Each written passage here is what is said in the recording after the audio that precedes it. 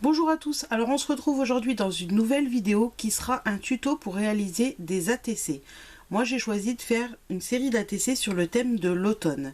Donc pour ceux qui arrivent sur les vidéos, je sais qu'il y en a énormément qui savent ce que c'est que les ATC, mais il y a également des gens sur ma chaîne qui ne connaissent pas du tout le scrapbooking ou des débutantes.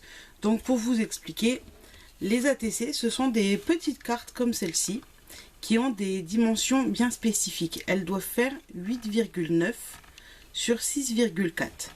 Ce sont des petites cartes comme ceci à collectionner, ATC Artist Training Card, donc qui peuvent être réalisées en modèle unique ou par série de 1, de 2, 3 ou voire autant que vous voulez, toujours sur le même thème. Et ce sont des cartes qui sont destinées à être échangées entre créateurs ou voilà, entre personnes qui les collectionnent, un petit peu comme les enfants avec les cartes Pokémon. Ce sont des petites cartes qui se collectionnent.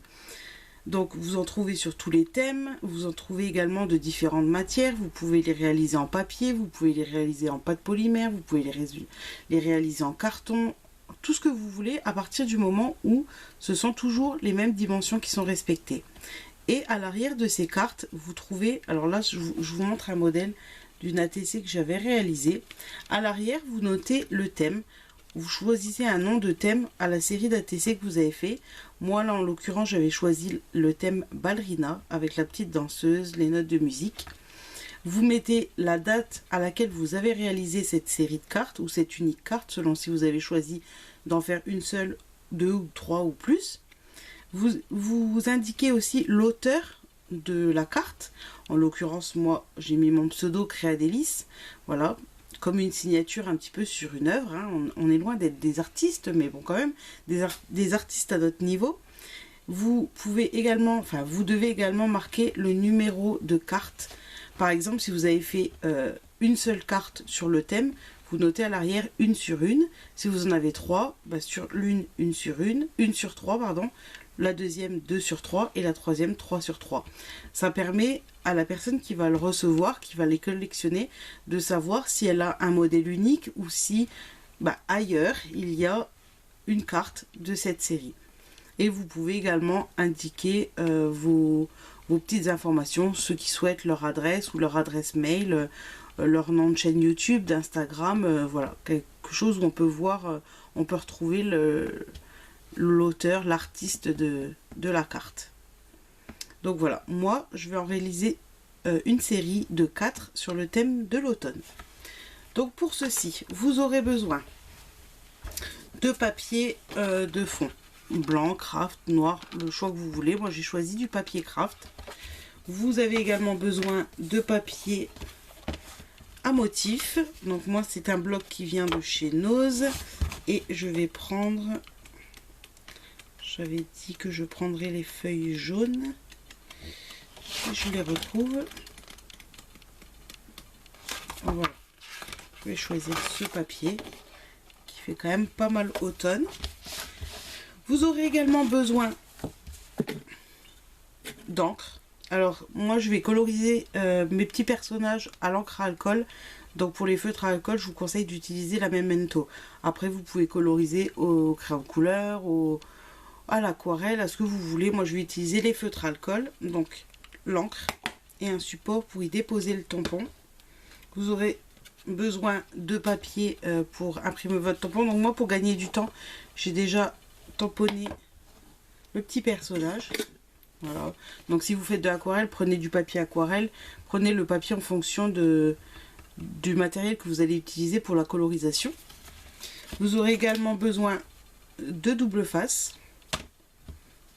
de la colle, de la mousse 3D, un petit morceau de ficelle. Alors moi je vous montre le matériel pour la carte qu'on va réaliser ensemble. Après libre à vous de changer, d'utiliser, de prendre des choses que moi j'ai prises, d'autres non. Ça c'est vous qui décidez. Donc des feutres à alcool de différentes nuances. Vous aurez également besoin d'un massicot ou tout simplement une règle et un cutter. Et vous aurez également besoin, enfin moi je vais utiliser des petits stickers dans ce genre là, sur le thème de l'automne que l'on trouve chez Action. Et ben, je pense qu'on a tout, hein. Donc on va commencer. Et de la mousse, je sais plus si je vous ai dit, de la mousse 3D. Donc je vais commencer par couper un rectangle dans mon papier, donc de 8,9 sur 6,4. 6,4.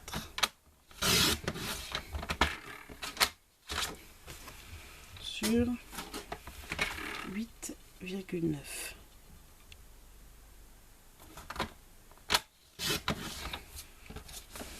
Voilà, ça vous donne ceci.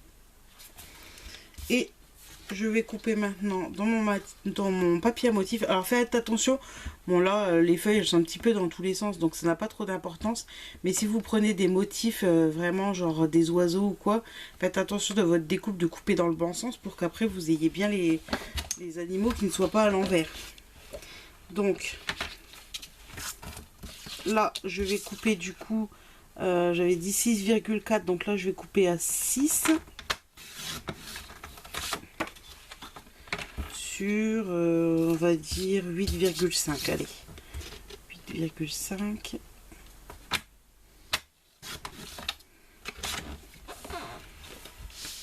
Voilà, ce qui vous donne ceci.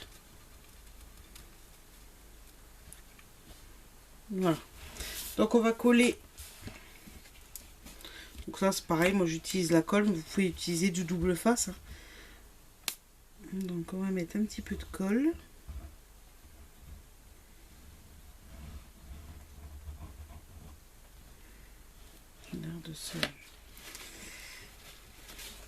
Elle colle, c'est la colle que j'utilise, c'est la colle de F Déco qui colle vraiment extrêmement bien. J'en suis super contente. Par contre, je trouve qu'elle a une odeur quand même, alors pas spécialement forte, mais une odeur que moi j'ai du mal, hein. Mais bon, elle colle tellement bien que on passe outre, hein. Je vais prendre un petit peu de sopalin pour essuyer si besoin.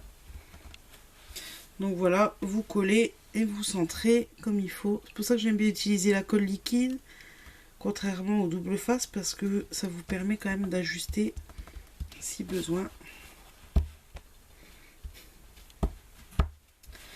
Voilà. Donc ça nous donne ceci. J'aime bien avec un petit cadre autour, c'est sympa. Ensuite, vous allez prendre votre petit personnage. Ça, je la mets de côté pour le moment. Donc moi, je me suis fait avec les feutres à alcool un nuancier.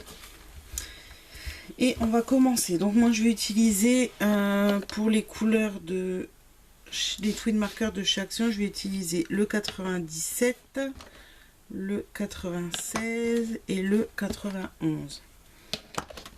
Donc je vais commencer en premier par utiliser le 97. Donc là je vais vous montrer un petit peu comment je procède. Je ne ferai pas toute la colorisation en entier avec vous, comme ça pour vous permettre de voir un petit peu comment procéder. Donc, bon, j'ai repris, j'avais fait une bêtise, je m'étais trompée de papier, je croyais que c'était du DCP, mais en fait c'était du papier qui n'était pas du tout adapté.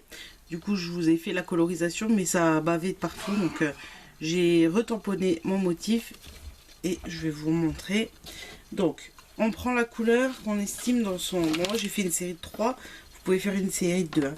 J'ai pris la couleur que j'estime la plus claire, donc pour moi la rose beige. Je travaille par petites zones en fait, je colorise pas tout mon personnage et faire mes nuances après.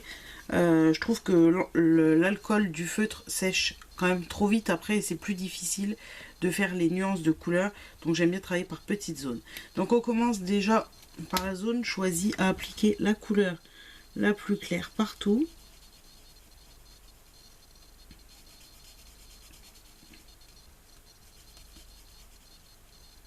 Voilà.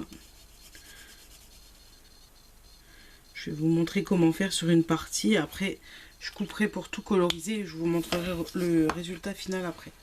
Donc voilà, pour le moment, ça vous donne ça. Ensuite, vous prenez la couleur intermédiaire. Donc moi, là, j'utilise la 96 Mahogany. Vous choisissez des petites zones, ça peut être des petites zones d'ombre ou quoi, pour passer aléatoirement un petit peu des coups de crayon. Je vais vous montrer entre deux. Hein.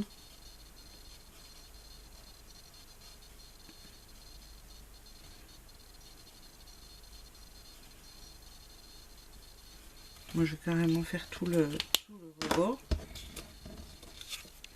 Ça vous donne ceci. Ensuite vous prenez la couleur la plus foncée et vous passez un petit peu vraiment à l'extrémité, qu'on voyait encore la couleur intermédiaire que vous avez mis. C'est juste pour apporter des petites touches de foncé par endroit. Et ensuite, quand c'est fait, vous reprenez votre couleur la plus claire et là, vous repassez partout, partout, partout. Ça va atténuer en fait et éviter de faire des démarcations tout en laissant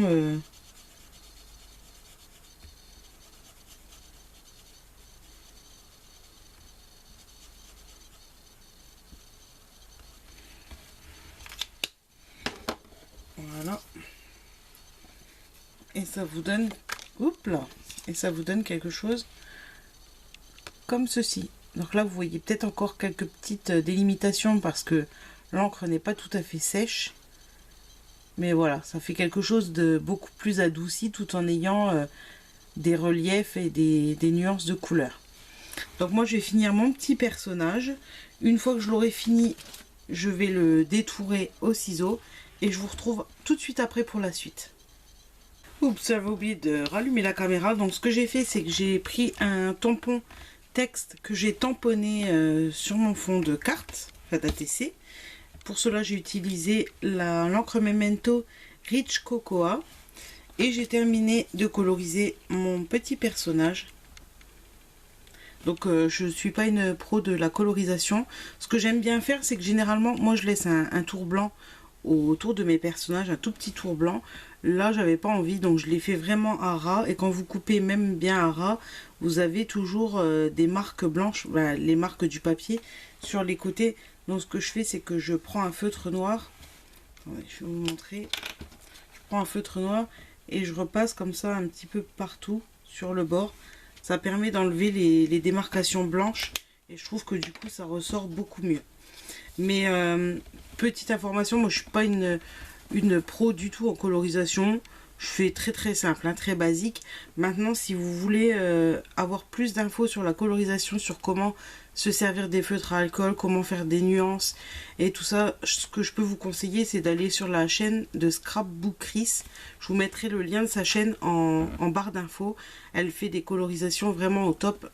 Pour moi, vraiment, c'est une pro en colorisation et elle donne pas mal de tutos, d'infos de comment réaliser ça. Donc je vous invite à aller voir si vous êtes intéressé par la colorisation au feutre à alcool. Donc je vous mets tout ça dans la barre d'infos. Donc nous on va continuer. Donc après avoir fait le petit personnage, ce que je vais faire, c'est que je vais prendre des petits stickers. Alors je vais le mettre un petit peu par là, je pense. Et je voudrais mettre un petit peu des branchages, des feuillages. Donc je vais voir ce que j'ai. Donc je vais prendre celle-ci. Après, si vous n'avez pas de stickers, moi c'est aussi pour les utiliser, mais vous pouvez tout à fait faire avec des tamponnages ou des découpes de papier. Hein.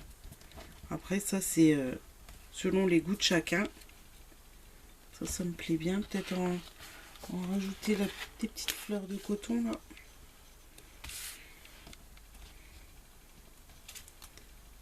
Hop. Voilà. Je vous montre ce que ça va donner une fois collé. C'est juste pour mettre un petit peu de texture dans le fond. Ensuite, je vais prendre un petit morceau de double face. Vous pouvez mettre à la colle. Hein. Moi, j'aime bien faire au double face. Je trouve ça pratique. Hop.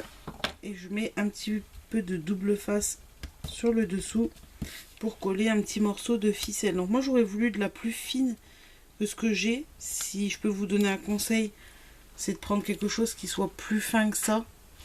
Mais là j'avais pas en fait. J'ai que de la, quand même de la grande. Enfin, en tout cas, je voulais en espèce de jute, faire un effet naturel. Et vous collez comme ça, vous faites des sortes de petites boucles. Aléatoirement, hein, c'est juste pour donner un petit peu de relief. Pas trop parce qu'après ça va pas être évident avec le petit personnage. Donc ensuite pour le petit personnage, moi j'ai choisi de le mettre en 3D. J'aurais pu prendre un morceau de ruban 3D, ça aurait été plus simple qu'avec les petits carrés de mousse, mais je l'ai pas sous la main.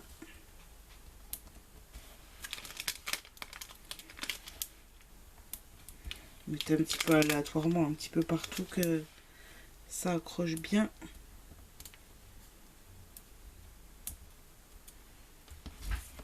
Je pense que ça sera suffisant là.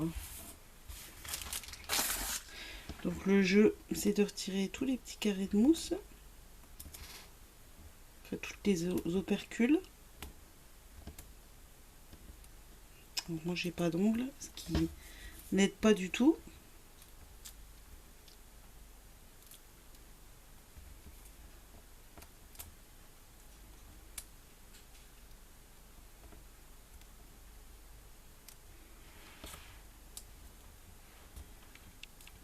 Bon, vais-je y arriver? Après vous pouvez vous aider d'un petit pic, hein. C'est juste que moi je suis têtue et j'ai pas envie de le sortir.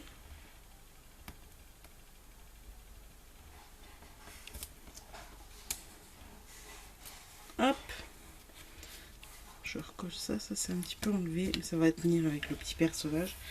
Et vous venez mettre votre petit personnage là où vous le désirez.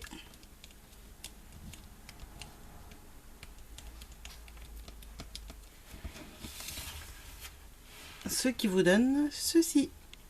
Mais moi, ça me plaît pas trop comme ça, parce qu'il a les yeux tout noirs comme des billes. Donc, je vais rajouter un petit peu de Posca pour faire les yeux, puis faire quelques petits points de lumière sur son corps. Donc, d'abord, je vais lui faire des petites pupilles. Et je vais rajouter un petit peu de blanc dans ses oreilles. Un petit peu là aussi. Bon, ça, il n'y a pas de... Il n'y a pas de règle, hein. C'est vous qui adaptez selon ce que vous aimez bien faire. Je vais pas en mettre de trop.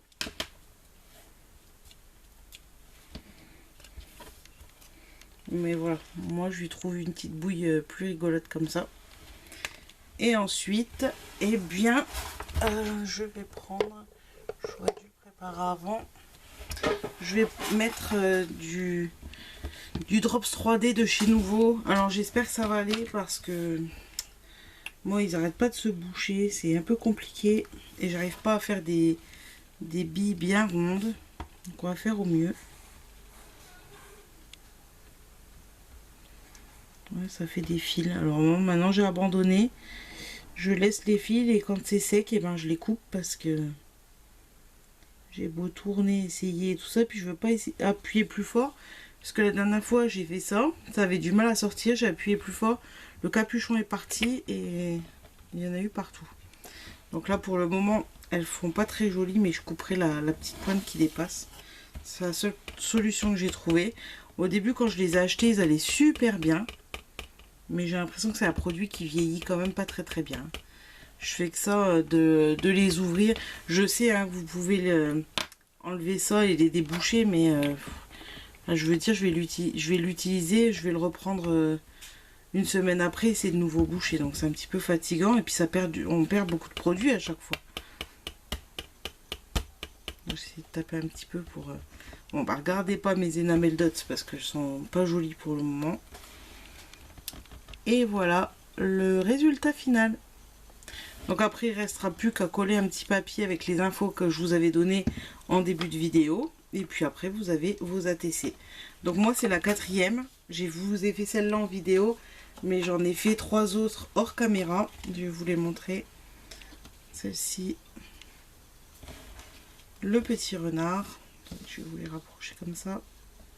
Le petit renard et la petite biche. Donc voilà, un petit tuto très simple, mais je trouve que ça fait des jolies cartes. Maintenant, je pense que c'est une série qui va aller rejoindre un échange des petites créatrices. Donc voilà. En tout cas, j'espère que ce petit tuto très simple et rapide vous a plu. Après, vous pouvez le détourner de mille et une façons avec des thèmes différents, des personnages différents, des décorations différentes. On aurait pu faire des petites éclaboussures à la peinture, on aurait pu mettre des sequins, des paillettes, vraiment... c'est une petite carte en fait où vous laissez libre cours à votre imagination qui reste, et si vous en faites une série, il faut qu'elle soit toujours à peu près dans le même thème mais pas forcément identique pour en créer justement une collection. Voilà, sur ce, moi je vous dis à très bientôt dans une nouvelle vidéo. Ciao!